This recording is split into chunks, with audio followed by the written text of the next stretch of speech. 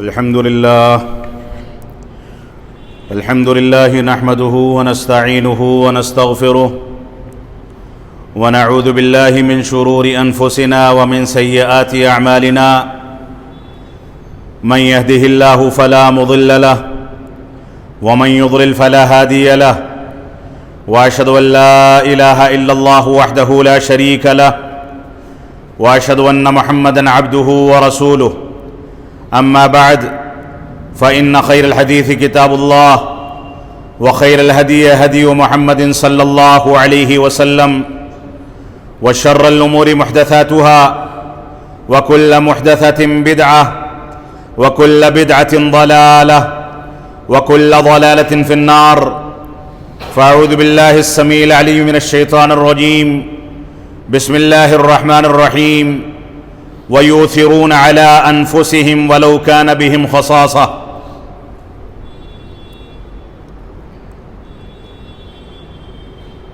محترم سامعین کرام، بزرگان دین اور نوجوان ساتھیوں،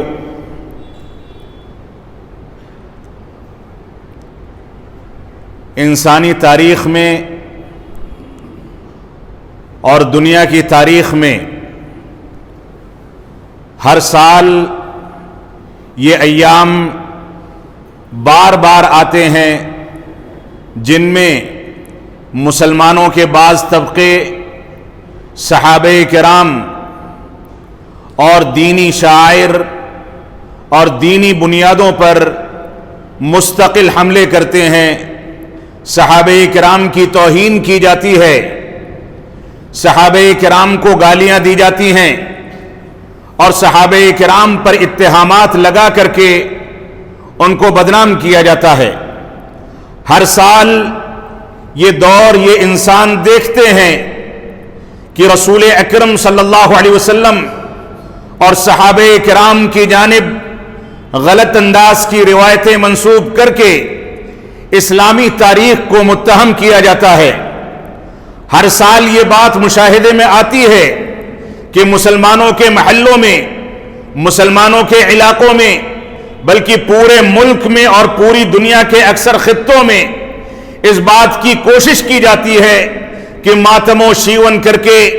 صحابہ کرام کے سلسلے میں اسلام کے تصور کو ملیا میٹ کیا جائے، صحابہ کرام پر اتہامات لگائے جائیں اور صحابہ کرام کے بارے میں کہیں غلو کر کے ان کے سلسلے میں غلط عقائد رکھے جائیں اور کہیں ان کی توہین کر کے ان کے سلسلے میں غلط عقائد کو عام کیا جائے۔ یہ المیہ ہے جس سے ہر سال ہم گزرتے ہیں، اور یہ اس سے کہیں بڑا المیہ ہے کہ مسلمانوں کے درمیان، مسلمانوں کی صفوں میں، مسلمانوں کی مسجدوں میں، مسلمانوں کی عبادت گاہوں میں اس بات کی ضرورت محسوس کی جائے کہ صحابہ کرام پر اٹھنے والے اتہامات کا دفاع کیا جائے، صحابہ کرام کی توہین پر کچھ بول کر کے صحابہ کرام کی عزت و آبرو کے تحفظ کو یقینی بنایا جائے۔ یہ عجیب و غریب صورتحال ہے کہ صحابہ کرام جن کے ذریعے سے ہم تک دین اسلام پہنچا، صحابہ کرام جن کے ساتھ رسول اکرم صلی اللہ علیہ وسلم نے اپنی زندگی گزار دی، صحابہ کرام جو پھٹے پرانے کپڑے اور کئی روز تک اپنے گھروں میں فاقے کیا کرتے تھے، ان کے گھروں میں چولہا نہیں جلتا تھا، وہ صحابہ کرام جنہوں نے دین اسلام کے نام پر کسی انداز کی کوئی آنچ نہیں آنے دی، اللہ کے نبی صلی اللہ علیہ وسلم کے لیے فدائیت کی ایسی مثالیں قائم کی کہ پوری انسانیت اگر پوری تاریخ کھنگال لی جائے تو نہ ماضی میں ایسا امکان ہے اور نہ مستقبل میں ایسا کیا جا سکتا ہے۔ اس کے باوجود ہم اس بات پر مجبور ہیں کہ مسلمانوں کے درمیان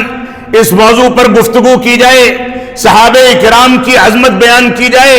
صحابہ کرام کے مقام کو واضح کیا جائے، جبکہ ہر مسلمان، چاہے وہ بچہ ہو، چاہے مرد ہو، چاہے عورت ہو، چاہے وہ بوڑھا ہو، کسی بھی شکل میں وہ زندگی گزارتا ہے، اس کا بنیادی فریضہ ہے شکر گزاری کا تقاضا ہے، دین اسلام کے مصادر کے تحفظ کا تقاضا ہے کہ صحابہ کرام کی عظمت کو، صحابہ کرام کے مقام کو، صحابہ کرام کے فضائل کو، صحابہ کرام کی برکتوں کو وہ اپنے دل و دماغ میں بیٹھائے اور صحابہ کرام کا مکمل احترام کرے۔ لیکن یہ عجیب و غریب بات ہے کہ صحابہ کرام کے عہد مبارک کے بعد جب رافضہ اور خارجیوں کے نام سے مختلف مکاتب فکر عالم اسلام میں وجود میں آئے تو ان سے تأثر حاصل کرتے کرتے آج کے دور میں ہمارے ہندوستان میں بھی اور دنیا کے مختلف خطوں میں صحابہ کرام کی توہین کرنے والوں، صحابہ کرام پر تنقید کرنے والوں، صحابہ کرام کی جانب غلط انداز کی چیزیں منسوب کرنے والوں کے ساتھ آج وہ سنی مسلمان بھی ان کے شانہ بشانہ چلتا نظر آتا ہے، جس سنی مسلمان کی یہ ذمہ داری تھی کہ وہ صحابہ کرام کی عظمت کے تحفظ کے لیے، صحابہ کرام کے مقام کو ثابت کرنے کے لیے، صحابہ کرام سے متعلق دلائل کی نشر و اشاعت کے لیے اپنی جانیں بھی قربان کر دے۔ لیکن بدقسمتی یہ ہے کہ آج ہماری صفوں میں، ہماری مسجدوں میں، ہمارے مدرسوں میں، ہمارے آفسوں میں، ہمارے خاندانوں میں، ہمارے گھرانوں میں، ہماری آل اولاد میں ہر جگہ پر ایسے منافقین موجود ہیں جو صحابہ کرام پر تنقید کرنے کو اپنے علم کی گہرائی تصور کرتے ہیں، ان کے اوپر تنقید کرنے کو اپنے دین کا حصہ تصور کرتے ہیں۔ لہذا ہماری ذمہ داری ہے کہ ہم صحابہ کرام کے مقام کو سمجھیں۔ سورہ توبہ کی آیت کریمہ میں نے آپ کے سامنے تلاوت کی، اللہ رب العالمین نے سورہ حشر کی آیت کریمہ آپ کے سامنے تلاوت کی۔ اللہ رب العالمین نے ارشاد فرمایا وَيُؤْثِرُونَ عَلَىٰ أَنفُسِهِمْ وَلَوْ كَانَ بِهِمْ خَصَاصَةٌ کہ یہ لوگ اپنے اوپر دوسروں کو ترجیح دینے والے لوگ ہیں، اگرچہ ان کے پاس ضرورتیں اور حاجتیں بہت زیادہ ہوں، خود ان کی جان آفرین کے حوالے ہو رہی ہو، بلک رہے ہوں، رو رہے ہوں، لیکن اس کے باوجود یہ دوسروں کا خیال کرنے والے ایسے انسان ہیں کہ خود اپنی بھوک کو برداشت کر لیتے ہیں، اپنی پیاس کو برداشت کر لیتے ہیں، اپنے بچوں کو بھوکا سلا دیتے ہیں، لیکن دروازے پر جو مہمان آ جائے وہ آسودہ ہوئے بغیر واپس نہ جائے، یہ ان کا ترجیحی عمل ہے۔ اللہ رب العالمین نے سورۃ الحشر میں صحابہ کرام کی اسی صفت کا تذکرہ کرتے ہوئے فرمایا واقعہ ایسے ہوا کہ اللہ کے نبی صلی اللہ علیہ وسلم کے دربار مبارک میں، آپ کے مبارک گھر میں بعض مہمان آتے ہیں اور آپ کے گھر میں نہ کھانے کے لیے کچھ ہے کہ ان کو پیش کر سکیں، نہ پینے کے لیے پانی ہے کہ ان کو آسودہ کر سکیں۔ اللہ کے نبی صلی اللہ علیہ وسلم نے بعض صحابہ کرام کے پاس ان کو منتقل کر دیا، بعض انصار صحابہ کرام کے گھر میں منتقل کر دیا۔ صحابی رسول مہمان کو لے کر کے اپنے گھر میں داخل ہوتے ہیں، بیوی کہتی ہے کہ بچے بھوکے ہیں، مجھ کو بھوک لگی ہے، آپ بھی بھوکے ہیں، اور گھر میں کھانا اتنا ہے کہ ہم کھا لیں گے تو بمشکل آسودہ ہو سکتے ہیں، اگر مہمان کو کھلائیں گے تو نہ مجھ کو کچھ ملے گا، نہ آپ کو ملے گا، نہ بچے آسودہ ہو پائیں گے۔ صحابی رسول نے کہا کوئی بات نہیں، پہلے مہمان کو کھلانے کا انتظام کرو۔ ہمارے پیارے حبیب جناب محمد الرسول اللہ صلی اللہ علیہ وسلم کے مہمان ہیں، انہوں نے فرمایا کہ ٹھیک ہے، تم ان کے سامنے کھانا رکھ دو، اور کھانا رکھنے کے بعد چراغوں کو بجھا دینا اور یہ سمجھتے رہنا، ان کو یہ باور کراتے رہنا کہ ہم ساتھ میں کھانا کھا رہے ہیں، جبکہ ہم کھانا نہیں کھائیں گے۔ مہمان بیٹھے، چراغ بجھا دیے گئے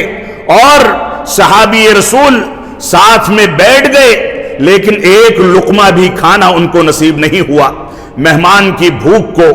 انہوں نے کسی طریقے سے ان کو آسودہ کیا، وہ کھا کر کے چلے گئے۔ سویرے اللہ رب العالمین نے اس آیت کریمہ کو نازل کر کے اللہ کے نبی صلی اللہ علیہ وسلم کو بتایا کہ ایسے ایسے ساتھی آپ کے ساتھیوں میں موجود ہیں جو اپنے اوپر دوسروں کو ترجیح دیتے ہیں، بھوک اور پیاس کو برداشت کر لیتے ہیں۔ یہ صحابہ کرام کی زندگی ان کے اخلاقیات کی ایک چھوٹی سی عکاسی ہے۔ اس کے باوجود اگر کوئی مسلمان یہ کہے کہ فلاں فضیلت فلاں صحابی رسول کے ساتھ خاص ہے، کوئی مسلمان یہ کہے کہ صحابہ کرام نے غلطیاں کی ہیں، کوئی مسلمان یا اسلام کی جانب منسوب کوئی شخص یہ دعویٰ کرے کہ صحابہ کرام کے اندر فلاں فلاں خرابیاں تھیں، معاویہ ایسے تھے، ابو ہریرہ ایسے تھے، عائشہ صدیقہ ایسی تھی، فلاں ایسے تھے رضی اللہ عنہم اجمعین، تو ایسی صورت میں اس کو اپنے ایمان کا محاسبہ کرنا چاہیے۔ وہ ایمان والا نہیں بلکہ منافق ہے، وہ ایمان والا نہیں بلکہ ایمان سے خارج ہونے کے راستے پر چل پڑا ہے۔ اس وجہ سے ہم کو اپنے ایمان کی خیر منانی ہے، ایمان کو مضبوط کرنا ہے، تو صحابہ کرام کے مقام کو سمجھنا ہوگا۔ تو اللہ رب العالمین نے فرمایا وَيُؤْثِرُونَ عَلَىٰ أَنفُسِهِمْ وَلَوْ كَانَ بِهِمْ خَصَاصَةٌ، کہ ان کو کتنی بھی پریشانی ہو، کتنا زیادہ بھی سخت حاجت ہو، پریشانی کی زندگی گزار رہے ہوں، اس کے باوجود مہاجرین کو وہ اپنے اوپر ترجیح دے کر کے ان کی مہمان نوازی کرتے ہیں، ان کی ضرورتوں کی تکمیل کرتے ہیں، اور ان کی بھوک اور پیاس کا خیال کرتے ہیں، اور اپنے آپ کو تنگی میں ڈال لیتے ہیں۔ لیکن مہاجر بھائی یا کوئی مہمان کسی تنگی میں پڑ جائے، اس بات کو یہ گوارا نہیں کرتے۔ اور آپ دیکھ لیں اسلامی تاریخ کے ان ابواب کا مطالعہ کر لیں جہاں اخوت کی مثالیں قائم کی گئیں۔ جب مہاجرین صحابہ کرام مکہ مکرمہ سے ہجرت کر کے مدینہ منورہ پہنچتے ہیں تو وہاں انصاری صحابہ کرام ان کا جس انداز سے استقبال کرتے ہیں، وہ رہتی دنیا تک دنیا کی کوئی بھی قوم، دنیا کی کوئی بھی تاریخ، دنیا کی کوئی بھی طاقت، دنیا کا کوئی بھی ملک، دنیا کی کوئی بھی شخصیت اس کی ایک جھلک بھی پیش نہیں کر سکتی۔ انصار صحابہ کرام نے اگر 2 بیویاں تھیں تو ایک کو طلاق دے دی کہ تم عدت گزار کر کے میرے مہاجر بھائی کے ساتھ نکاح کر لو، اس کی ضرورتوں کی تکمیل ہو جائے گی۔ جائیدادیں ان کے نام کر لی کہ تم کھیتی باڑی کرو، کماؤ کھاؤ، تجارت میں ان کو شریک کر لیا، ان کے لیے مکانات خاص کر دیے، وقف کر دیے۔ ایسی مثال دنیا کی تاریخ میں نہ ملی ہے نہ مل سکتی ہے۔ یہ صحابہ کرام تھے جنہوں نے ایک دوسرے کے لیے فدائیت کی مثالیں قائم کی، لیکن اس کے باوجود اسی ہندوستان میں عقل کو ترجیح دینے والے اور خلافت و ملوکیت کے بہانے سے صحابہ کرام پر تنقیدیں کرنے والے، ان کو برا بھلا کہنے والے، ان کے اوپر اتہامات لگانے والے، خلافت و ملوکیت کے بہانے سے نہ جانے کون کون سی غلط باتیں کرنے والے آج اس ملک میں بلکہ پوری دنیا میں اتنے غالب ہو چکے ہیں کہ ان لوگوں کے ذریعے ہمارے سیدھے سادھے مسلمان بھائیوں کے یہاں بھی، مسلمان بہنوں کے یہاں بھی، ہمارے خاندانوں میں، ہمارے گھرانوں میں، ہمارے متعلقین میں صحابہ کرام کی عظمت اور صحابہ کرام کے مقام کے بارے میں شبہات پائے جانے لگے ہیں۔ معاف فرمائیں گے، جو اس قوم کے امت اسلامیہ کے محسن عظیم ہیں، جن کے ذریعے سے رسول اکرم صلی اللہ علیہ وسلم کا پیغام ہم تک پہنچا، جن کے ذریعے سے اللہ کے نبی صلی اللہ علیہ وسلم کی عظمت، آپ کی سیرت، آپ کی حرکات و سکنات، آپ کے چلنے پھرنے کے آداب، نماز پڑھنے کا طریقہ، کھانے پینے کے آداب، سونے جاگنے کے آداب، گھر میں داخل ہونے نکلنے کے آداب، مسجدیں تعمیر کرنے کے احکام و مسائل، مسجدوں میں داخل ہونے کی دعائیں، نکلنے کی دعائیں، جن کے ذریعے سے دین اسلام کی مکمل تعبیرات ہم تک پہنچی، آج اگر انہی کے بارے میں شبہات پیدا کیے جائیں، ان پر تنقیدیں کی جائیں، تو اللہ رب العالمین ہم کو معاف کرنے والا نہیں ہے۔ ہماری ذمہ داری ہے کہ ہم قرآن و سنت کی جانب رجوع کریں، صحابہ کرام کے مقام کو سمجھیں، صحابہ کرام کے مقام کو ثابت کریں اور اس کے مطابق زندگی کو ڈھالیں، نئی نسلوں کی تربیت ان کے طریقے کے مطابق کریں، یہ ہمارا بنیادی فریضہ ہے۔ اللہ رب العالمین ہم کو ان باتوں کی توفیق عطا فرمائے۔ رسول اکرم صلی اللہ علیہ وسلم نے اور اللہ رب العالمین نے قرآن مجید میں بے شمار مقامات پر صحابہ کرام کے مقام کو، ان کی عظمت کو واضح کیا ہے۔ اللہ رب العالمین کا فرمان ہے لیکن الرسول والذین آمنوا معه جاہدوا باموالہم وانفسہم واولئک لهم الخیرات واولئک هم المفلحون واعد اللہ لهم جنات تجری من تحتها الانہار خالدین فیہا ذلک الفوز العظیم۔ اللہ رب العالمین نے سورہ توبہ کی آیت نمبر 88 میں ارشاد فرمایا کہ وہ لوگ جو رسول کے ساتھ ایمان لانے والے، جن لوگوں نے اپنے مال و دولت اور اپنے نفس اور اپنے جان کے ذریعے اللہ رب العالمین کے دین کی سربلندی کے لیے، اللہ رب العالمین کی رضامندی کو پانے کے لیے اپنے جان و مال کو قربان کر دیا، اولئک لہم الخیرات، یہی لوگ بھلائی والے ہیں، نیکیوں والے ہیں، یہی لوگ راہ ہدایت پر ہیں، وَأُولَئِكَ هُمُ الْمُفْلِحُونَ، اور یہی لوگ کامیاب ہیں۔ وَأَعَدَّ اللَّهُ لَهُمْ جَنَّاتٍ تَجْرِي مِن تَحْتِهَا الْأَنْهَارُ، اللہ رب العالمین نے ان لوگوں کے لیے ایسے باغات اور جنتیں تیار کی ہیں جن کے نیچے نہریں بہ رہی ہوں گی، خالدین فیہا ابدا، خالدین فیہا، یہ اس میں ہمیشہ ہمیش رہیں گے، ذالک الفوز العظیم، یہ بہت بڑی کامیابی ہے۔ یہاں اللہ کے نبی صلی اللہ علیہ وسلم کو اور آپ کے ساتھیوں کو اس کامیابی کی بشارت سنا دی گئی، کامیابی کی خوشخبری سنا دی گئی۔ اس کامیابی میں جو لوگ شامل ہیں وہ ہمارے ایمان کا حصہ ہیں، ہمارے عزت و وقار کا حصہ ہیں، ہمارے خاندانوں کی عزت و وقار کا حصہ ہیں، ہمارے ماں باپ کی عزت و وقار کا حصہ ہیں۔ ان میں سے کوئی ایک ادنا سا صحابی رسول جس نے اللہ کے نبی صلی اللہ علیہ وسلم سے چاہے ملاقات نہ بھی کی ہو، لیکن ایمان کی حالت میں حجۃ الوداع کے خطبے میں وہ شامل ہو کر کے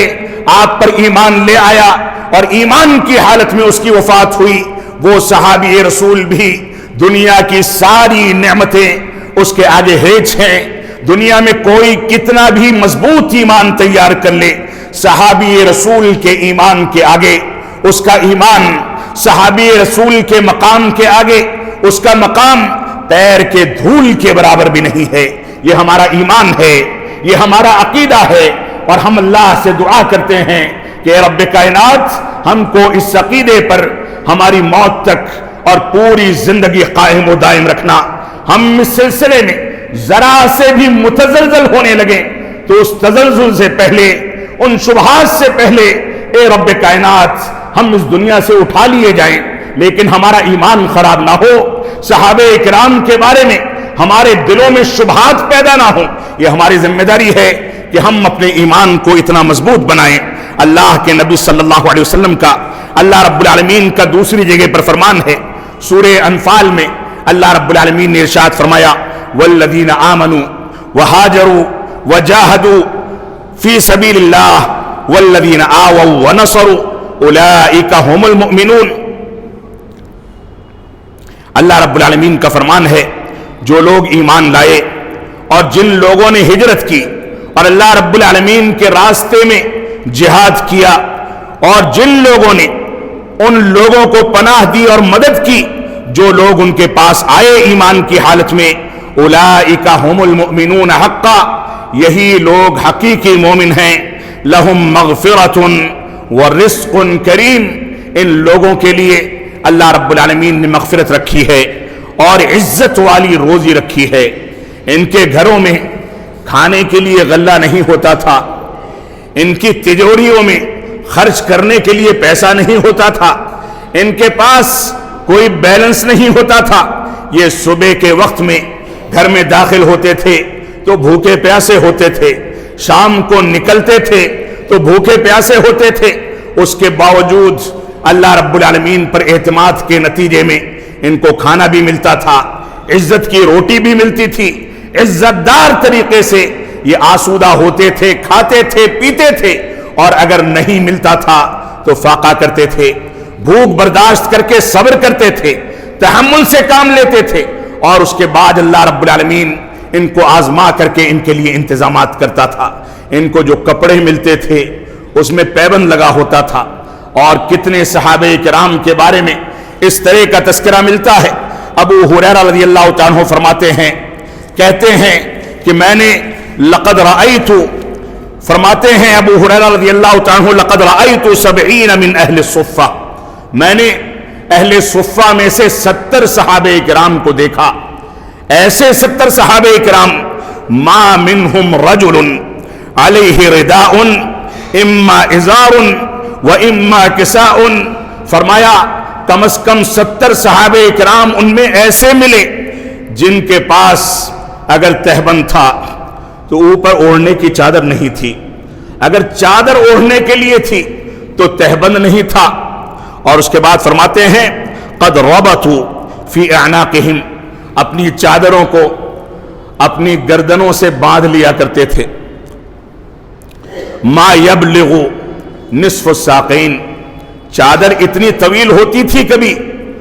کہ ساق یعنی پنڈلی کے آدھے حصے تک پہنچتی تھی،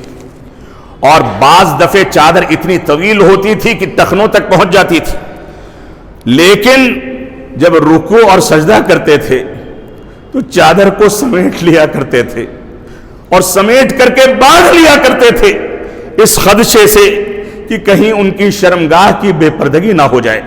یہ صحابہ کرام کی عکاسی بتائی گئی ہے، وہ صحابہ کرام جو اتنی تکلیف میں دین کی نشر و اشاعت کو اپنا اولین فریضہ سمجھیں، وہ صحابہ کرام جو کئی مہینوں تک بھوکے اور پیاسے رہے، وہ صحابہ کرام جن کی کل کائنات ایک چادر ہو، ان کے گھر میں نہ اوڑھنے کا سامان ہو،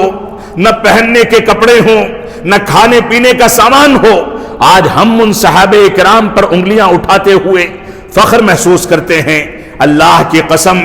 ایسے لوگ منافق ہیں، اور ایسے لوگ نہ دنیا میں کامیاب ہو سکتے ہیں اور نہ آخرت میں کامیاب ہو سکتے ہیں۔ تو ہماری ذمہ داری ہے کہ ہم صحابہ کرام کے مقام کو سمجھیں،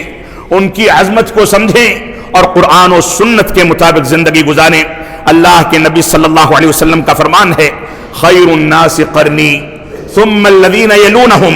ثم الذین یلونہم، صحیح بخاری صحیح مسلم کی روایت ہے۔ اللہ کے نبی صلی اللہ علیہ وسلم نے فرمایا، سب سے بہتر لوگ میرے زمانے کے لوگ ہیں، اس کے بعد آنے والا زمانہ، پھر اس کے بعد آنے والا زمانہ، یہ سب سے بہتر زمانہ ہے۔ اللہ کے نبی صلی اللہ علیہ وسلم کی تربیت میں زندگی گزارنے والے ان کے ساتھی، جنہوں نے آپ سے استنجا اور قضاء حاجت کے آداب بھی سیکھے، جنہوں نے آپ صلی اللہ علیہ وسلم سے پانی پینے کا طریقہ، اس کے آداب سیکھے، جنہوں نے رسول اکرم صلی اللہ علیہ وسلم سے کھانے پینے کے آداب سیکھے، جنہوں نے اللہ کے نبی صلی اللہ علیہ وسلم کے ساتھ سواریاں کی، سفر کیے، نمازیں ادا کی، مسجدوں کو آباد کیا، آپ کے لیے فدائیت کی مثالیں قائم کی، آپ نے ان کے ساتھ ہنسی مذاق کیا، ان کے ساتھ دسترخوان پر بیٹھے، کھانا پینا کھایا، ان کی حاجتوں کو پورا کیا۔ یہ سارے کے سارے صحابہ کرام ہمارے ایمان کا حصہ ہیں۔ ہم ان کے بارے میں کسی بھی انداز کا شبہ یا کسی انداز کے شکوک کے قائل نہیں۔ اگر کسی کے اندر شبہات و شکوک ہیں، منافقت ہے، تو وہ اپنے ایمان کی خیر منائے اور ایمان پر نظر ثانی کرے۔ تو اللہ کے نبی صلی اللہ علیہ وسلم نے ہمیں اس بات کا تذکرہ فرمایا کہ سب سے بہتر زمانہ میرا زمانہ ہے۔ صحابہ کرام کی عظمت کے نتیجے میں وہ زمانہ خیر القرون کا زمانہ کہلایا، اور صحابہ کرام کی صحبت کے نتیجے میں ان سے تعلیم حاصل کرنے والے تابعین، وہ دوسرے دور کا سب سے عظیم زمانہ ہے۔ پھر تبع تابعین، جنہوں نے صحابہ کرام کی تربیت یافتہ تابعین عظام سے تربیت حاصل کی، وہ بھی مبارک لوگ ہیں۔ اور صحیح بخاری اور صحیح مسلم کی ایک روایت ہے، اللہ کے نبی صلی اللہ علیہ وسلم فرماتے ہیں، یأتی علی الناس زمان یغزو فیہ فیام من الناس فیقولون فیکم من صاحب رسول اللہ صلی اللہ علیہ وسلم فیقول نعم۔ اللہ کے نبی صلی اللہ علیہ وسلم فرماتے ہیں کہ ان قریب ایسا زمانہ آنے والا ہے کہ اس میں لوگ ایک دوسرے کے ساتھ نبرد آزما ہوں گے، جنگیں ہوں گی، جنگیں ہوں گی تو اس میں آ کر کے کوئی شخص پوچھے گا کیا تمہارے درمیان کوئی ایسی شخصیت موجود ہے جس نے اللہ کے نبی صلی اللہ علیہ وسلم کی مبارک صحبت کا شرف حاصل کیا ہو؟ صحابہ کرام یا تابعین اعظام کہیں گے کہ ہاں، ہمارے درمیان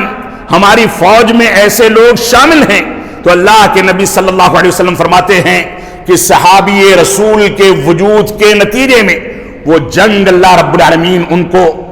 جتا دے گا، فتح سے وہ فیضیاب ہوں گے۔ اور اس کے بعد فرمایا اللہ کے نبی صلی اللہ علیہ وسلم نے پھر سے جنگیں ہوں گی،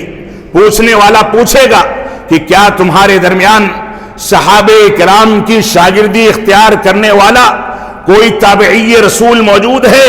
صحابہ کرام کے شاگردوں میں سے کوئی موجود ہے؟ وہ کہیں گے کہ ہاں موجود ہے۔ تو اللہ کے نبی صلی اللہ علیہ وسلم فرماتے ہیں تو ان کو بھی تابعی رسول کے وجود کے نتیجے میں فتح یابی سے ان کو فیضیاب کیا جائے گا اور فتح عطا کی جائے گی۔ اس کے بعد پھر سے ایک جنگ ہوگی، اس میں کوئی پوچھنے والا پوچھے گا کہ کیا تمہارے درمیان تابعین میں سے یعنی تابعین کے شاگردوں میں سے کوئی موجود ہے؟ تو کہا جائے گا کہ ہاں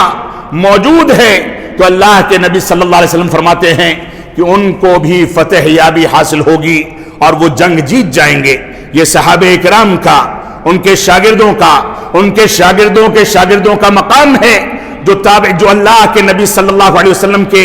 روایت خیر القرون قرنی ثم الذین یلونہم ثم الذین یلونہم، اس روایت کی شرح کے طور پر اس مبارک حدیث کو سامنے رکھ کر کے دیکھا جا سکتا ہے۔ اللہ کے نبی صلی اللہ علیہ وسلم فرماتے ہیں النجوم امانۃ للسماء فاذا ذهبت النجوم اتى السماء ما توعد۔ اللہ کے نبی صلی اللہ علیہ وسلم فرماتے ہیں کہ یہ ستارے جو ہم چمکتے ہوئے ستارے دنیا کے آسمان پر دیکھتے ہیں، یہ ستارے آسمان کے تحفظ کا ذریعہ ہیں۔ ان ستاروں کے ذریعے اللہ رب العالمین نے آسمان کو تحفظ فراہم کر رکھا ہے۔ اللہ کے نبی صلی اللہ علیہ وسلم نے فرمایا جب یہ ستارے غائب ہو جائیں گے، ختم ہو جائیں گے، ختم کر دیے جائیں گے، تو اللہ رب العالمین آسمان کو وہ چیز عطا کر دے گا جس کا وعدہ کیا گیا ہے، یعنی آسمان پھٹ جائے گا، ختم ہو جائے گا، تباہ و برباد ہو جائے گا اور قیامت واقع ہو جائے گی۔ اور اس کے بعد اللہ کے نبی صلی اللہ علیہ وسلم فرماتے ہیں وَأَنَا أَمَنَةٌ لِأَصْحَابِي فَإِذَا ذَهَبْتُ أَتَى أَصْحَابِي مَا يُوعَدُونَ، فرمایا اور میں اپنے صحابہ کرام کا امین ہوں، اپنے ساتھیوں کا امین ہوں۔ جب میں اس دنیا سے چلا جاؤں گا تو میرے ساتھیوں کو وہ کچھ لاحق ہوگا جس کا وعدہ کیا گیا ہے، یعنی ان کے درمیان کوئی نہ کوئی فتنہ اٹھے گا جس کی وجہ سے وہ پریشان ہوں گے، لیکن اس کے باوجود وہ دین پر قائم رہیں گے، دین کی بنیادوں کی نشر و اشاعت کرتے رہیں گے۔ ان میں سے کسی کی کوئی غلطی نہیں ہوگی، ایک دوسرے مسائل میں کبھی اجتہادی غلطیوں کی بنیاد پر ان کے ہاں کوئی اختلاف واقع ہوگا، لیکن اس کا اثر کبھی دین اسلام یا دین اسلام کے مسائل پر نہیں آئے گا، اور حقیقت یہ ہوگی کہ وہ فہم کا صرف فرق ہوگا اور اس میں بھی وہ لوگ آپس میں صلح صفائی کر کے ایک دوسرے کا احترام کریں گے۔ اور اس کے بعد اللہ کے نبی صلی اللہ علیہ وسلم نے فرمایا کہ جب میرے صحابہ کرام اس دنیا سے اٹھ جائیں گے، اس کے بعد اللہ کے نبی صلی اللہ علیہ وسلم فرماتے وَأَصْحَابِي أَمَنَةٌ لِأُمَّتِي، میرے صحابہ کرام، میرے ساتھی، یہ امت اسلامیہ کے لیے امانت ہے، امت اسلامیہ کے امین ہیں، امت اسلامیہ کی حفاظت کرنے والے ہیں۔ جب میرے صحابہ کرام اس دنیا سے چلے جائیں گے تو میری امت کو وہ کچھ لاحق ہوگا جس کا ان سے وعدہ کیا گیا ہے۔ یہ صحیح مسلم کی روایت ہے۔ اور امت اسلامیہ میں صحابہ کرام کے دور کے گزر جانے کے بعد جس انداز سے بدعات و خرافات نے، خوارج کے فتنے نے، رافضہ کے فتنے نے، تقلید شخصی کے فتنے نے، اور نہ جانے کون کون سے فتنوں نے جنم لے کر کے مسلمانوں کے درمیان الگ الگ مکاتب فکر کو کھڑا کیا، اور مسلمان اتباع رسول اور اللہ رب العالمین کی اطاعت اور صحابہ کرام کے فہم کو چھوڑنے اور اس سے دوری اختیار کرنے کے نتیجے میں گمراہ ہوتا چلا گیا۔ آج تک تاریخ اسلام اس بات پر گواہ ہے کہ مسلمان قرآن و سنت اور فہم سلف صالحین سے جتنا دور ہوتا ہے اتنا گمراہی میں ہوتا چلا جاتا ہے۔ اور میں اس بات کو برجستہ کہہ سکتا ہوں، اس دعوے کو ثابت کر سکتا ہوں کہ امت اسلامیہ میں مختلف مکاتب فکر میں جو جتنا زیادہ گمراہ ہے وہ اتنا زیادہ صحابہ کرام کو تنقید کا نشانہ بناتا ہے، اور جس کے یہاں گمراہی تھوڑی ہے اس کی گمراہی کا نتیجہ بھی یہی ہے کہ وہ صحابہ کرام پر کہیں نہ کہیں تنقید کر کے اسلام کے ایک بنیادی ستون کو منہدم کرتا ہے اور اسلام کے شاعر کی توہین کرتا ہے۔ اللہ رب العالمین ہم کو قرآن و سنت کے مطابق چلنے اور قرآن و سنت کی پیروی کرنے اور سلف صالحین کے منہج کے مطابق قرآن و سنت کو سمجھنے کی توفیق عطا فرمائے۔ اللہ رب العالمین ہم کو صحابہ کرام کی عظمت کو، صحابہ کرام کے مقام کو سمجھنے اور اس کو بروئے کار لا کر کے اس کو پڑھنے اور اس کے مطابق نئی نسلوں کی تربیت کرنے کی توفیق عطا فرمائے۔ جو لوگ صحابہ کرام کے اوپر شبہات کا اظہار کرتے ہیں، ان پر تنقیدیں کرتے ہیں، رب کائنات ہم کو اتنی ہمت اور جرأت عطا فرمائے کہ ہم ان کا بائیکاٹ کر سکیں، ان سے دوری اختیار کر سکیں اور اپنے دین کی بنیادوں پر سچائی کے ساتھ اسلام کے عقائد پر اور اسلامی اصولوں پر زندگی گزار سکیں۔ ہم جب تک جئیں تب تک اسلام پر جئیں، جب ہمارا خاتمہ ہو تو ایمان پر ہو۔ بارک اللہ لنا